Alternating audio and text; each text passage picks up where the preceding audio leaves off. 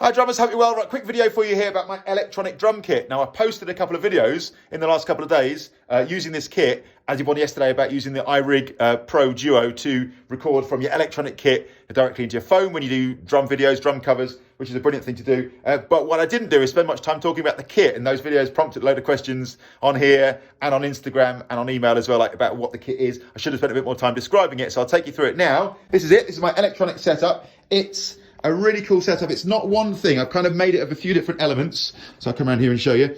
It's a mixture of Drumtec, as you can see on the front here, Drumtec, kick drum and tom-toms, and they're called Drumtec Diabolo, right? It's a Roland snare drum, a Roland PD128S snare drum, and it's the Roland V-Cymbals. I've got a VH11 hi-hat. I've got the CY, what's that called? CY 12R crash cymbals, the 12-inch ones, and then the slightly bigger ride, which is the CY15R. It's a great little setup. Now, what I use it for is practice. I use it for lessons here. As you can see, I've got the setup with the acoustic kit and the electronic kit side by side. So typically, the student or learner will sit on the acoustic kit, and I'll sit here. Not always. That's typically how we do it. I also use it for recording in a big way. So I use, well, I've got the sound module here. The sound module I use is the Roland TD11. Hopefully you can see that, which is a pretty solid thing. Actually, it sounds great. It's by no stretch of the imagination is it their most advanced sound module. In fact, it's pretty down in the pecking order of what they make, but it sounds rock solid, man. It sounds great, I think, and it does everything I need. So when I play live with this kit, which typically I would do in situations where there was maybe a noise limiter in the venue, or there wasn't like a sound man or a sound team to mic up the acoustic kit, or a couple of bands that I do, one band in particular has kind of what's often called a silent stage kind of vibe. So everybody's kind of playing digital instruments and there's not a lot of noise going on stage. The sound's just coming out through the PA. I use it for that. So, you know, like I always say, the acoustic kit is absolutely my first love, but this definitely has its niche. So going back to that sound module, I use the sounds within the sound module, within the Roland TD11, when I'm playing live, because it sounds great live. I think they're nice and fat. And they're not the most nuanced sounds in the world, but they are big and fat. So they just, to my ears, they come through a PA really brilliantly. They're just big and fat and solid and massive, and they just sort of project brilliantly in the live kind of setting. For recording, though, I do something totally different. I don't use the inbuilt sounds for recording very much. On the quick videos, like I described in yesterday's video with the iRig, I would use it for that. But for recording, if I was recording something a bit more substantial, just audio, I do a USB out at the top into my computer, and I actually use Superior Drummer 3 and Addictive Drums a lot to do that. So drum software. So what you can do is use the sound module just as the interface between the pads that you're playing that generates the performance data, and then the software which would then, you know, produce the drum sounds.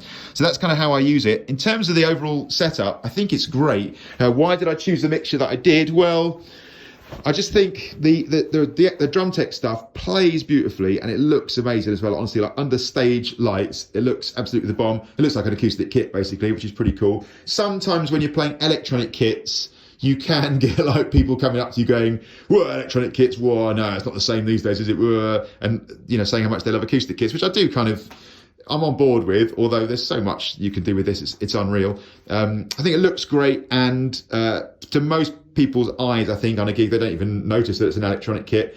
So the Drumtec stuff was just a no-brainer. Looks brilliant, plays beautifully. It's just a great sound. It plugs into the Roland stuff absolutely fine. I use the Roland snare just because I've kind of always had it, and it just works. It's absolutely brilliant. It's just, you know, everything you want from a snare. You can play buzz roll. You can play like the most nuanced dynamics on it. It works great. And I use the Roland cymbals, as you can see. So it's a VH11 hi-hat. It's the crashes, which are the CY12R/C ride crash. Two of those up the top for the crashes. And then the ride cymbal is a bit bigger. It's a 13-inch. Or is it 15-inch, in fact, CY15R ride. So it's a really nice little rig, really nice little setup. Thanks for taking an interest in it. A monitor is the Roland PM10, which I do use. So in the studio I use it, especially if we're doing lessons. I will have the sound coming out of the speaker, typically for practicing on my own, for recording and for gigging. I don't really use the speaker very much. And the main reason for that is, That's kind of the whole principle of electronic kits. When you're sitting on the kit and you're playing, what you don't want to hear, I always think, is donk, donk, donk. That acoustic sound of hitting the cymbal pads in particular, that can be a real downer. So I tend to just monitor directly with some nice noise cancelling headphones the electronic sound of the kit, because the acoustic sound of hitting the pads is a real downer. And for my money has always been one of the biggest downsides of playing electric kit is donk, donk, donk, donk, donk. Like, people hearing that sound is a no-no. That's just the most unmusical sound, I think. So I just monitor it directly. If you crank the speaker up like crazy, you can get to a volume where the hitting of the pads sound isn't massively noticeable, but I always prefer to just monitor it directly. So that's that. I hope that's cool. I hope I've covered everything that you asked about. And if there's any other questions about the kit, let me know. People often ask me stuff like, where did I buy it? So mostly I bought it from Thomann. I love Thomann, the German outlet. So I buy that. Most of the stuff I probably would have bought there. I think the snare I bought from a music shop up north somewhere. No, I didn't. I bought it from the music shop in Reading. Man, like, questions like, where did I buy it? Not as relevant as the equipment itself. I think it's all about the gear. And I've had this for 6-7 years. I gig on it pretty solidly. I play it every day. Well, 6 days a week. I play it, and it stood up to that. The only thing I've ever kind of replaced on it in that time, after serious heavy usage, is the motion sensor unit, right? So here we are, underneath the hi-hat, there's a little motion sensor unit, this fella here. I think this is probably the third one of these that I've had.